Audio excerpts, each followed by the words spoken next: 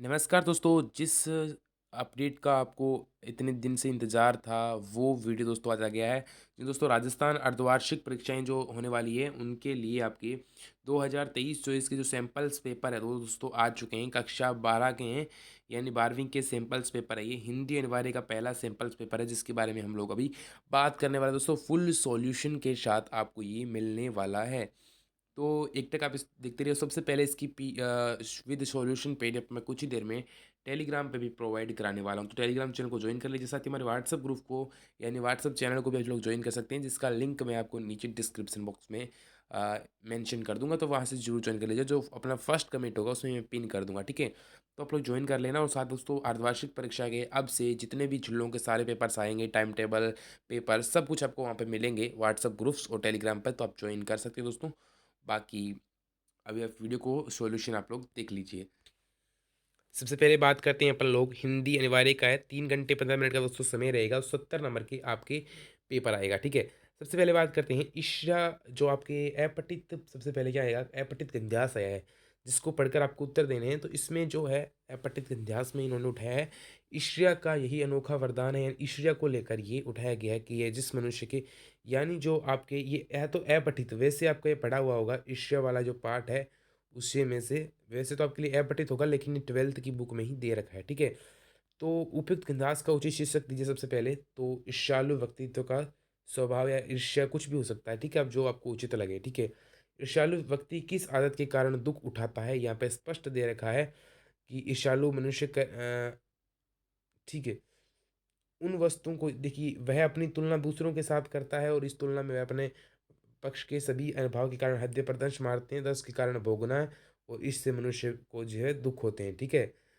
तो यहाँ पे देखा, ये मनुष्य जिस हृदय के घर में बना लेती है, वह अपने अभाव से दुखी नहीं होता, बल्कि उन वस्तुओं से दुख उठाता है जो दूसरों के पास है, ठीक है। फिर अगला है ईशालु शब्द में प्रयुक्त प्रत्यय का नाम लिखिए। दोस्तों प्रत्यय कौन सा है इसमें? प्रत्यय इसमें दोस्तों मतलब आलू प्रत्यय, दोस्तों कौन सा है? आलू प्रत्यय दोस्तों, ठीक है। ईर्ष्या अलग होता है और आलू अलग होता है, ईर्ष्यालु हो गया, ठीक है। ईर्ष्यालु व्यक्ति अपने किस आपके लाचार होकर वेदना भोगता है, ये ऊपर दे रखा है मैंने, ठीक है। और विनाश का विपरीतार्थ शब्द क्या होता है दोस्तों? विनाश का विपरीतार्थ शब्द होता है सृजन। क्या होता है? सृजन। अच्छे से याद रख लेना, सृजन शब्द होता है, ठीक है। सृजन यानी निर्माण करना, ठीक है। निम्नलिखित अपठित पंद्यास को पढ़कर नीचे दिए गए प्रश्नों के उत्तर दीजिए। सिंह की गोद से छीनता रे शिशु को, मौन भी क्या रहती वह, रहते प्राण रह जान है, ये एक तो है, दे रखा है। तो ये वीरांगना को लेकर है। पशु नहीं वीर तुम, समर शूर क्रूर नहीं, काल चक्र में ही दबे आज तुम राजकुंवर समरताज। यानी प्रस्तुत काव्यास का, यानी वीरांगना का है। तप्त आंसू कौन बहाता है और क्यों, ठीक है, यहाँ पे दे रखा है, ठीक है। इसमें स्पष्ट दे रखा है कि जन्म पर अपने अभिशप्त तप्त आंसू बहाती है, किंतु क्या योग्य जन जीता है। यानी जो जब लड़के का जन्म होता है उसके बारे में। सिंह और मेष माता किसके प्रतीक बताए गए हैं, और प्रस्तुत काव्यास की क्या प्रेरणा देता है? ये सब समर सूर क्रूर नहीं तुम पंक्ति में समर सूर ने कहा गया है, यानी समर सूर किसको कहा गया है, ये पूछा है। काव्यास में प्रयुक्त गुण का, यानी काव्यास में जो दोस्तों वीर रस, कौन सा वीर, वैसे तो आपके गुण की बात करें तो ओज गुण है इसमें। कौन सा है? ओज गुण, ओज गुण है, ठीक है। और आगे में लिखा है नीचे दी गई ये रिक्त स्थान है। ग्रामर की क्वेश्चन है, भाषा की सबसे छोटी इकाई कौन सी है दोस्तों? भाषा की सबसे छोटी इकाई है वर्ण। क्या है? वर्ण। और आगे आगे आएगा, शब्द शक्ति के मूलतः कितने भेद होते हैं दोस्तों? शब्द शक्ति के 3 भेद होते हैं। कितने होते हैं? 3। वह पूर्ण चंद्र उगा है, या सिकी सुंदरी का मुख, या सिकी सुंदरी का मुखड़ा पंक्ति में अलंकार कौन सा है? तो यहाँ पे मानवीकरण अलंकार है, ठीक है। व्यंजना शब्द शक्ति के कितने प्रकार होते हैं दोस्तों? 2 प्रकार होते हैं, ठीक है। जहाँ पंक्ति में एक ही वर्ण दो या दो से अधिक बार आए, ठीक है, वहाँ अनुप्रास अलंकार होता है। एक ही जब वर्ण आए तो वहाँ पे अनुप्रास अलंकार होता है, जब शब्द आए तब अलग होता है, ठीक है। निविदा शब्द का उपयुक्त परिभाषिक शब्द लिखिए। निविदा का, ठीक है, निविदा का पारिभाषिक शब्द क्या होता है, ठीक है। तो जैसे कि निविदा खुलती है उसका, उसको इंग्लिश में क्या कहते हैं वो आपको लिखना है, ठीक है। फीचर किसे कहते हैं? फीचर यानी मनोरंजन की शैली में लिखा गया समाचार पत्र जो सूचनाएं देने के साथ साथ मनोरंजन भी करता है, उसे फीचर कहते हैं। इंटरनेट पत्रकारिता से क्या समझते हैं? वे यानी पत्रकारिता में, इस पत्रकारिता में क्या होता है कि जब आप इंटरनेट पर ही इसके अखबार वगैरह छपते हैं और साथ में इसमें अप टू डेट रहते हैं, मतलब जैसे ही सूचना ही हाथों हाथ सूचना मिलती है, ना कि 24 घंटे के बाद। जैसे कि अपने तो कल की सूचना अपने अखबार में आज सुबह मिलेगी, ठीक है। आज की जो सूचना है वो कल सुबह मिलेगी, इस प्रकार से मिलती है। इंटरनेट में ऐसा नहीं होता है, टाइम टू टाइम अपडेट रहता है, ठीक है। रेडियो किस प्रकार का माध्यम है? रेडियो दोस्तों एक श्रव्य माध्यम है। किस प्रकार का? एक श्रव्य माध्यम है, यानी सुनने के ही काम आता है, ठीक है। और कैमरे मद अपाइज कविता कहाँ से ली गई है ये बताया गया है। रघुवीर शाह की कविता है, ये कहाँ से ली गई है? रघुवीर शाह के काव्य से ली गई है, उस काव्य का नाम क्या है? ये आप लोग कमेंट बॉक्स में मुझे बताओगे जल्दी से, ठीक है। 12th वालों, ये आपके लिए क्वेश्चन है, जो भी बताएगा उसको देखते हैं कौन सबसे पहले पता है। और जो पहले बताएगा उसका नाम मैं टेलीग्राम चैनल पर भी अनाउंस करने वाला हूँ, ठीक है। उमा शंकर जोशी ने ऐसा क्यों कहा है कि उनका खेत कागज का एक पन्ना है, ठीक है। और भक्तिन का अन्य नाम क्या था? लक्ष्मीन। क्या नाम था? लक्ष्मीन।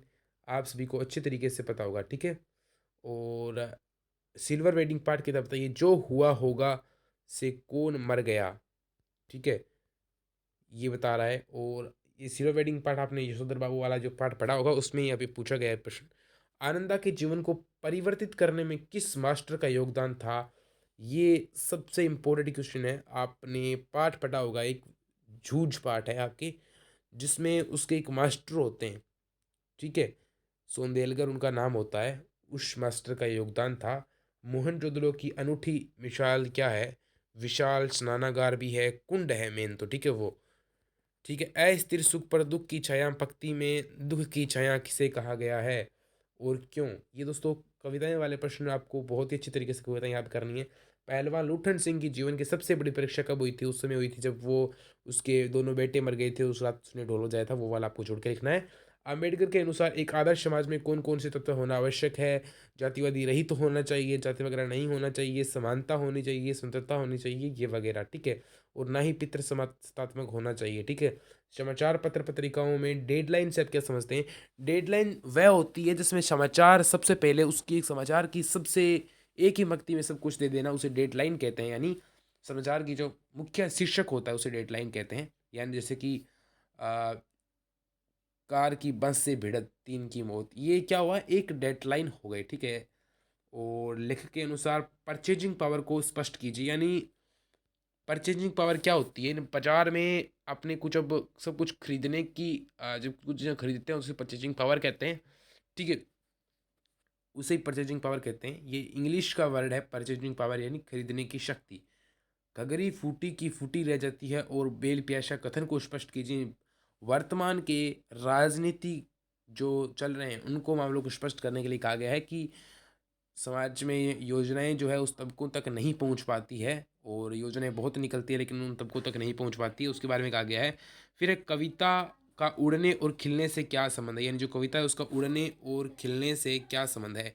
यदि कवि बच्चन संसार को अपूर्ण क्यों कहते हैं? यानी हरिवंश राय बच्चन में उन्होंने कहा है कि संसार अपूर्ण है, क्यों कहा गया है ऐसा, उसके बारे में बात करनी। किन कारणों से लेखक का पाठशाला में पुनः विश्वास बढ़ने लगा था?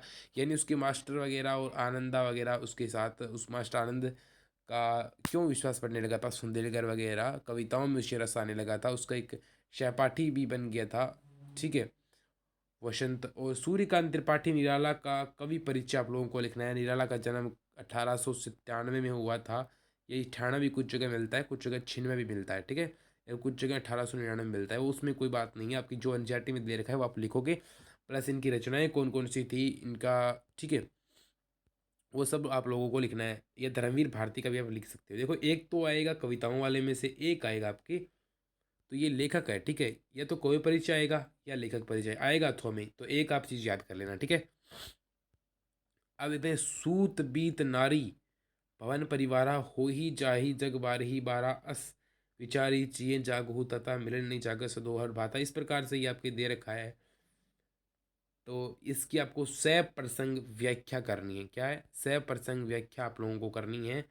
और निम्नलिखित पठित विन्यास के प्रश्न क्या कहते हैं? चलती धूप में इतना सांस सरस कैसे बन जाता है? क्या ये बाह्य परिवर्तन, धूप, वर्षा, आंधी, लू अपने आप में सत्य नहीं है? तो गांधी वायुमंडल से रस खींचकर इसका कोमल जब जब शीरीष की ओर देखता हूँ, यानी शीरीष का फूल जो पार्ट है उसमें दिया गया है। और इसके लेखक कौन है वो आप सभी को पता होगा, हजारी प्रसाद द्विवेदी है शायद, है ना। तो ये बहुत बढ़िया और इम्पोर्टेंट लेसन है। एक तरीके से निबंध में आपके लिए सबसे बढ़िया रह सकता है, इसका निबंध भी इस बार आ सकता है, 100% गारंटी है। ठीक है, आप इसको याद कर लीजिएगा और इसके आपको व्याख्या करनी है। ठीक है, सिल्वर वेडिंग कहानी के आधार पर युष्तर बाबू के स्वभाव की किन्हीं तीन विशेषताएं, यानी वो एक तो परंपरावादी है, एक वो कम खर्चीले हैं, एक वो आधुनिकता से मोहभंग व्यक्ति है। ठीक है, पुराने स्वभाव से जो चिपटे हुए, इस प्रकार के उनके लिए वर्ड यूज होते हैं। ठीक है, क्या सिंधु नदी घाटी को जल संस्कृति कहना उचित है? पक्ष विपक्ष में तर्क दीजिए। वैसे तो उचित ही होगा, आपको इसकी उचित में देना है और विपक्ष में भी देना है। वो उचित इसलिए होगा क्योंकि वहाँ पर जो एक तरीके से अलग तरीके से जो नाली व्यवस्था बनी हुई है जल निकास प्रणाली की, वो बहुत अच्छी पाई गई है वहाँ पर, इसीलिए आप उसको कहोगे। ठीक है, और विपक्ष में भी आप तर्क दे सकते हो कि यह सिर्फ जल संस्कृति कहना उचित नहीं होगा क्योंकि इसमें ये चीज़ें भी पाई गई है। ठीक है, राजस्थान निर्वाचन आयोग राजस्थान जयपुर की ओर से एक अधिसूचना जारी की जिसमें विधानसभा चुनाव, ये आज के ट्रेंडिंग टॉपिक है, सबसे ट्रेंडिंग टॉपिक है ये चुनाव वाला, और इस पर आपको 100% आएगा आपके। तो विधानसभा चुनाव 2023 तो मतदान जागरूकता बढ़ाने हेतु मतदाताओं से 100% मतदान की अपील की गई हो राज्य निर्वाचन आयोग की ओर से। ठीक है, तो आप लोगों को लिखना है। ठीक है, आपको खुद को राज्य निर्वाचन आयोग मानना है। ठीक है, लोगों से, या कलेक्टर कार्यालय जोधपुर की ओर से आयुक्त स्वास्थ्य एवं परिवार परिवार कल्याण विभाग, ये विभाग आपको दे रखा है, को एक अर्धशासकीय पत्र लिखे जिसमें सरकारी विद्यालय के विद्यार्थियों को नियमित स्वास्थ्य की जांच का आग्रह हो। बहुत ही सिंपल है, और किसी एक विषय पर सारगर्भित निबंध लिखना है। अंतरिक्ष में विज्ञान, विद्यार्थियों जीवन में अनुशासन, नारी सशक्तिकरण और भारत के विदेश संबंध। तो अभी के टाइम में जो सबसे इम्पोर्टेंट है वो आता है विद्यार्थियों अनुशासन, और एक आपका आएगा अंतरिक्ष में विज्ञान। ये दोनों इंपॉर्टेंट है, नारी सशक्तिकरण इंपॉर्टेंट है, भारत के विदेश संबंध इतना इंपॉर्टेंट नहीं है और ना ही आने के इतने चांसेस है। दोस्तों ये था आपके लिए सबसे इंपॉर्टेंट पेपर, इसकी हल सहित पीडीएफ आपको टेलीग्राम चैनल पर मिल जाएगी, यहाँ पे मैंने सॉल्यूशन करा दिया है और आप लोग देख सकते हो दोस्तों। बाकी आप चैनल को दोस्तों जरूर जरूर सब्सक्राइब कर लेना ताकि हमारा भी मोटिवेट बना रहे। दोस्तों चलते हैं अगले वीडियो में, देखते हैं दोस्तों, अगला वीडियो भी आपके लिए आने वाला है। Thank you.